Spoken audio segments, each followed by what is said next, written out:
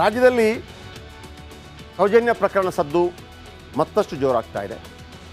ನಾವಂದರೆ republic Kannada ಆಕೆಗೆ ನ್ಯಾಯ ಕೊಡಿಸಬೇಕು ಅನ್ನುವಂಥ ಒಂದು ತೀರ್ಮಾನಕ್ಕೆ ಬಂದಿದ್ದೀವಿ.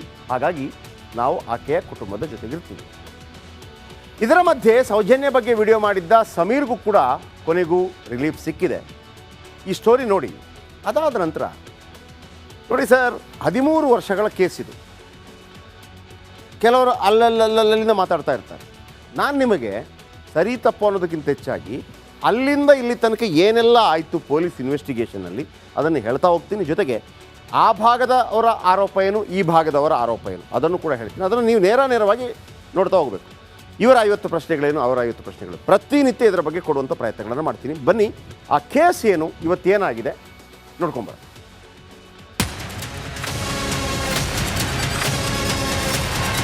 ಸೌಜನ್ಯ ಅತ್ಯಾಚಾರ ಬರ್ಬರ ಕೊಲೆ ಕೇಸ್ ಇಡೀ ದೇಶವನ್ನೇ ಬೆಚ್ಚಿ ಬೀಳಿಸಿತ್ತು. 12 ವರ್ಷದ ಹಿಂದೆ ರಾಜ್ಯವನ್ನೇ ಶೇಕ್ ಮಾಡಿತ್ತು.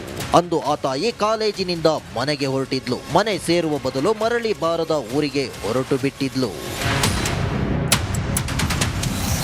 ನೇತ್ರಾವತಿಯ ಸ್ನಾನಘಟ್ಟದಲ್ಲಿ ಬಸ್ ಇಳಿದ ಸೌಜನ್ಯ ಕಾಣೆಯಾಗಿ ಬಿಟ್ಟಿದ್ಲು. ನನ್ನ ಮಗಳು ಈಗ ಬರ್ತಾಳೆ ಆಗ ಬರ್ತಾಳೆ ಅಂತ ಕಾದಿದ್ದ ಹೆತ್ತವರಿಗೆ ಅಕ್ಷರಶಃ ಬರಸಿಡಿಲು ಬಡಿದಿತ್ತು. ಇಡೀ ಊರಿಗೆ ಊರೇ ಸೌಜನ್ಯಳನ್ನ ಹುಡುಕಿದಾಗ ಕಂಡಿದ್ದು ನೀಚತನದ ಪರಮಾವಧಿ. ಆ ರಕ್ಕಸರು ಎಷ್ಟು ಕ್ರೂರವಾಗಿ ವರ್ತಿಸಿದ್ರು ಅಂದ್ರೆ ರಕ್ತ ಕುದಿಯುತ್ತೆ. ಆದ್ರೆ ಆರೋಪಿಗಳು ಆರಾಮಾಗಿ ನಿಮ್ಮ ಮುಂದೆ ಓಡಾಡ್ತಿದ್ದಾರೆ ಅಂತ ತಿಳಿದಾಗ ನಾಚಿಕೆಯೂ ಆಗುತ್ತೆ.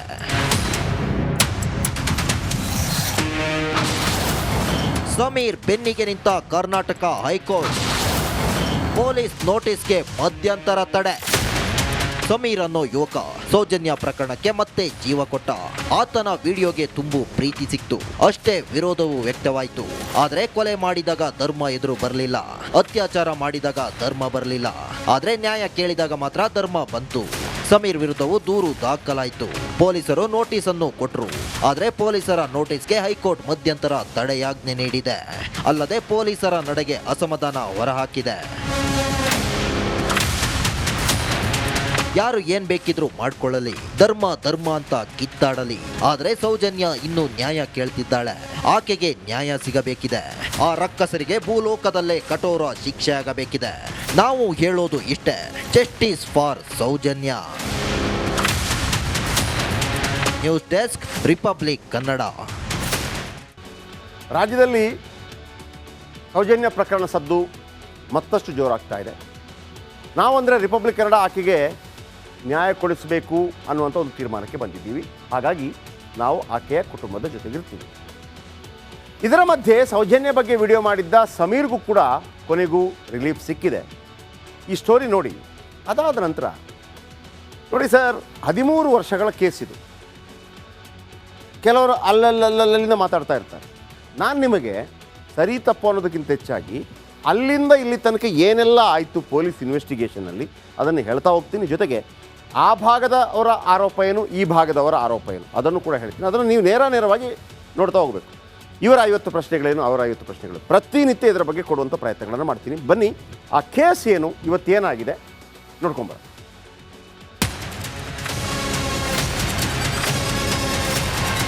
ಸೌಜನ್ಯ ಅತ್ಯಾಚಾರ ಬರ್ಬರ ಕೊಲೆ ಕೇಸ್ ಇಡೀ ದೇಶವನ್ನೇ ಬೆಚ್ಚಿ ಬೀಳಿಸಿತ್ತು.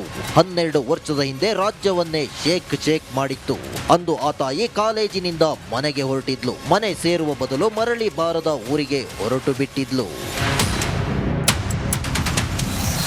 ನೇತ್ರಾವತಿಯ ಸ್ನಾನಘಟ್ಟದಲ್ಲಿ ಬಸ್ ಇಳಿದ ಸೌಜನ್ಯ ಕಾಣೆಯಾಗಿ ಬಿಟ್ಟಿದ್ಲು. ನನ್ನ ಮಗಳು ಈಗ ಬರ್ತಾಳೆ ಆಗ ಬರ್ತಾಳೆ ಅಂತ ಕಾದಿದ್ದ ಹೆತ್ತವರಿಗೆ ಅಕ್ಷರಶಃ ಬರಸಿಡಿಲು ಬಡಿದಿತ್ತು. ಇಡೀ ಊರಿಗೆ ಊರೇ ಸೌಜನ್ಯಳನ್ನ ಹುಡುಕಿದಾಗ ಕಂಡಿದ್ದು ನೀಚತನದ ಪರಮಾವಧಿ. ಆ ರಕ್ಕಸರು ಎಷ್ಟು ಕ್ರೂರವಾಗಿ ವರ್ತಿಸಿದ್ರು ಅಂದ್ರೆ ರಕ್ತ ಕುದಿಯುತ್ತೆ. ಆದ್ರೆ ಆರೋಪಿಗಳು ಆರಾಮಾಗಿ ನಿಮ್ಮ ಮುಂದೆ ಓಡಾಡ್ತಿದ್ದಾರೆ ಅಂತ ತಿಳಿದಾಗ ನಾಚಿಕೆಯೂ ಆಗುತ್ತೆ.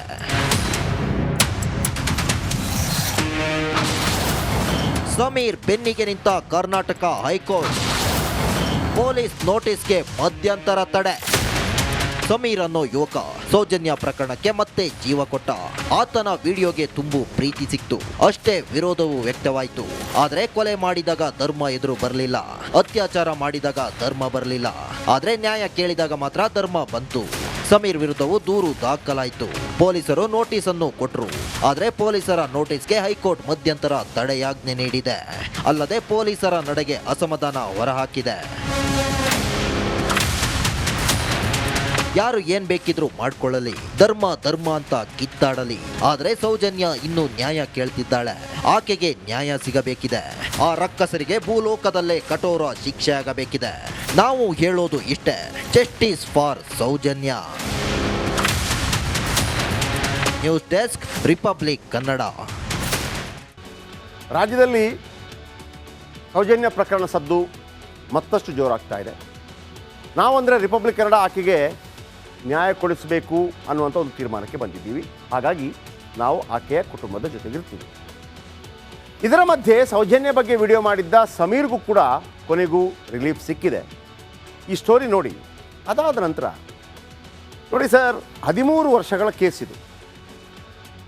ಕೆಲವರು ಅಲ್ಲಲ್ಲಿಂದ ಮಾತಾಡ್ತಾ ಇರ್ತಾರೆ.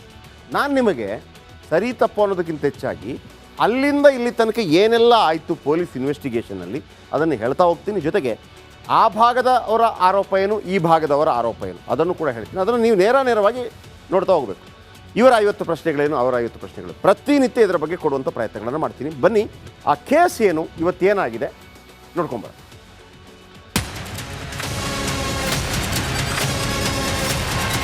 ಸೌಜನ್ಯ ಅತ್ಯಾಚಾರ ಬರ್ಬರ ಕೊಲೆ ಕೇಸ್ ಇಡೀ ದೇಶವನ್ನೇ ಬೆಚ್ಚಿ ಬೀಳಿಸಿತ್ತು. 12 ವರ್ಷದ ಹಿಂದೆ ರಾಜ್ಯವನ್ನೇ ಶೇಕ್ ಮಾಡಿತ್ತು. ಅಂದು ಆ ತಾಯಿ ಕಾಲೇಜಿನಿಂದ ಮನೆಗೆ ಹೊರಟಿದ್ಲು. ಮನೆ ಸೇರುವ ಬದಲು ಮರಳಿ ಬಾರದ ಊರಿಗೆ ಹೊರಟು ಬಿಟ್ಟಿದ್ಲು.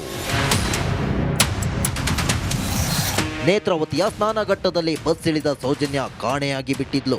ನನ್ನ ಮಗಳು ಈಗ ಬರ್ತಾಳೆ ಆಗ ಬರ್ತಾಳೆ ಅಂತ ಕಾದಿದ್ದ ಹೆತ್ತವರಿಗೆ ಅಕ್ಷರಶಃ ಬರಸಿಡಿಲು ಬಡಿದಿತ್ತು. ಇಡೀ ಊರೇ ಸೌಜನ್ಯಳನ್ನ ಹುಡುಕಿದಾಗ ಕಂಡಿದ್ದು ನೀಚತನದ ಪರಮಾವಧಿ. ಆ ರಕ್ಕಸರು ಎಷ್ಟು ಕ್ರೂರವಾಗಿ ವರ್ತಿಸಿದ್ರು ಅಂದ್ರೆ ರಕ್ತ ಕುದಿಯುತ್ತೆ.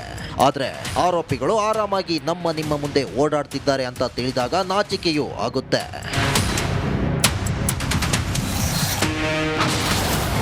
ಸಮೀರ್ ಬೆನ್ನಿಗೆ ನಿಂತ ಕರ್ನಾಟಕ ಹೈಕೋರ್ಟ್.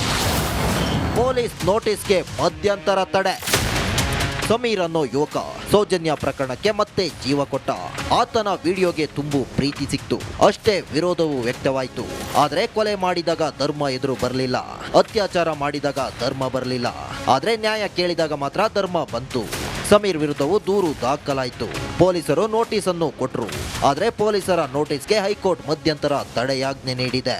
ಅಲ್ಲದೆ ಪೊಲೀಸರ ನಡೆಗೆ ಅಸಮಾಧಾನ ಹೊರಹಾಕಿದೆ. ಯಾರು ಏನ್ ಬೇಕಿದ್ರು ಮಾಡ್ಕೊಳ್ಳಲಿ, ಧರ್ಮ ಅಂತ ಕಿತ್ತಾಡಲಿ. ಆದ್ರೆ ಸೌಜನ್ಯ ಇನ್ನೂ ನ್ಯಾಯ ಕೇಳ್ತಿದ್ದಾಳೆ. ಆಕೆಗೆ ನ್ಯಾಯ ಸಿಗಬೇಕಿದೆ. ಆ ರಕ್ಕಸರಿಗೆ ಭೂಲೋಕದಲ್ಲೇ ಕಠೋರ ಶಿಕ್ಷೆ ಆಗಬೇಕಿದೆ. ನಾವು ಹೇಳೋದು ಇಷ್ಟೇ, justice for Sowjanya. News desk, republic Kannada. ರಾಜ್ಯದಲ್ಲಿ ಸೌಜನ್ಯ ಪ್ರಕರಣ ಸದ್ದು ಮತ್ತಷ್ಟು ಜೋರಾಗ್ತಾ ಇದೆ. ನಾವಂದರೆ ರಿಪಬ್ಲಿಕ್ ಕನ್ನಡ ಆಕೆಗೆ ನ್ಯಾಯ ಕೊಡಿಸಬೇಕು ಅನ್ನುವಂಥ ಒಂದು ತೀರ್ಮಾನಕ್ಕೆ ಬಂದಿದ್ದೀವಿ. ಹಾಗಾಗಿ ನಾವು ಆಕೆಯ ಕುಟುಂಬದ ಜೊತೆಗಿರ್ತೀವಿ. ಇದರ ಮಧ್ಯೆ ಸೌಜನ್ಯ ಬಗ್ಗೆ ವಿಡಿಯೋ ಮಾಡಿದ್ದ ಸಮೀರ್ಗೂ ಕೂಡ ಕೊನೆಗೂ ರಿಲೀಫ್ ಸಿಕ್ಕಿದೆ. ಈ ಸ್ಟೋರಿ ನೋಡಿ. ಅದಾದ ನಂತರ